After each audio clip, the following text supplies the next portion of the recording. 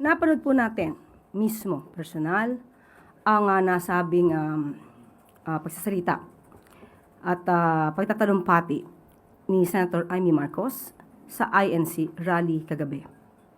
At ito po ang komento ng PCO bilang kumakalaban at lumalaban sa fake news. Namutawi kay Senator Amy Marcos ang mga salitang magpapaigting ng galit sa gobyerno.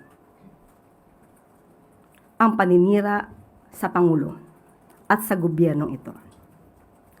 Nakakaawa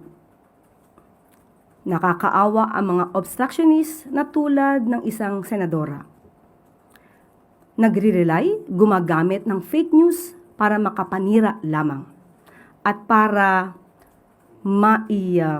kalat ang mga ganitong klaseng maling impormasyon. Pero mas nakakaawa ang mga taong pumalakpak habang nakikinig kay Senator Amy Marcos. Dahil malamang hindi nila alam na ang mga sinasabi ni Senator Amy Marcos ay mga kwentong walang basihan. Nakakaawa dahil malamang ay hindi nila alam na sila ay ginagawa lamang mangmang. Sinabi natin na nadinig natin ang kanyang mga sinabi. Ang unang-una niyang bilanggit ay wala daw pakialam ang gobyernong ito. At may binanggit pa siya tungkol sa paggamit ng illegal na droga ang gobyernong ito.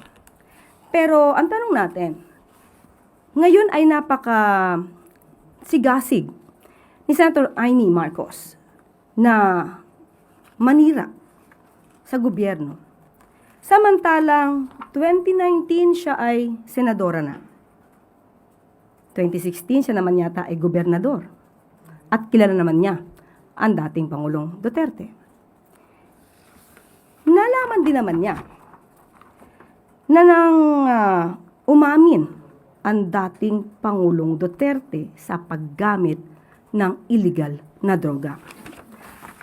Pinaghandaan po natin talaga ito para maipakita natin kung sino ba talaga ang gumagamit ng illegal na droga sa panahon na siya ay Pangulo na. Pero sa mga pag-amin na ito ni dating Pangulong Duterte, tumahimik siya at wala siyang anumang pintas. Maliban pa dyan, bakit natin sinasabi na walang basihan ang kanyang mga sinasabi? Dahil pinag-iigting niya ang galit sa mga farmers at mga mangingisda na mga kababayan natin at sinasabing walang tulong na pinapaabot ang gobyerno. Hindi natin alam kung Senator Amy ay nagbubulag-bulagan o talagang pinipikit lamang niya ang mata niya sa katotohanan para magamit siya sa paninira sa gobyernong ito. Marami na po ang naipaabot na tulong ang ating gobyerno, lalong-lalo na sa ating mga magsasaka at sa mga mangingisda. Ilan lamang ito sa ibibigay ko sa inyo na mga ebidensya.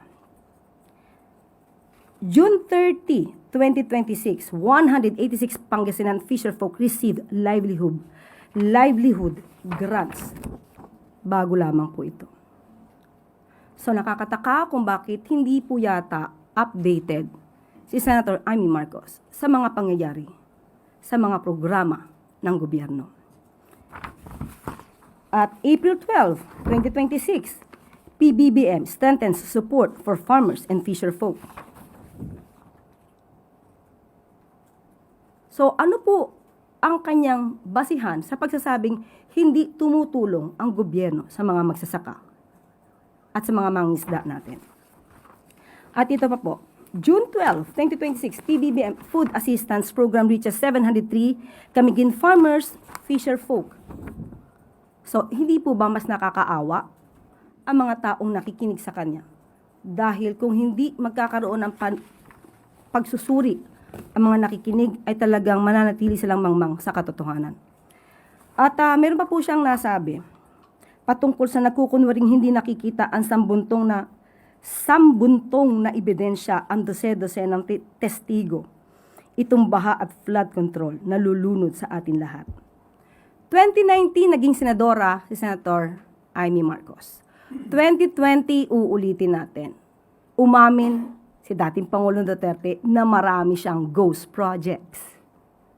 2018, nagsabi si Congressman Andaya na maraming flood control projects na hindi maayos.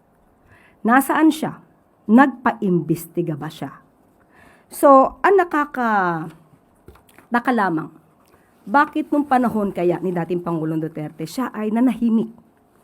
At ngayon lamang siya nag-iingay habang ang kanyang kapatid, si Pangulong Marcos Jr., ay masigasig na mapanagot ang dapat na mapanagot.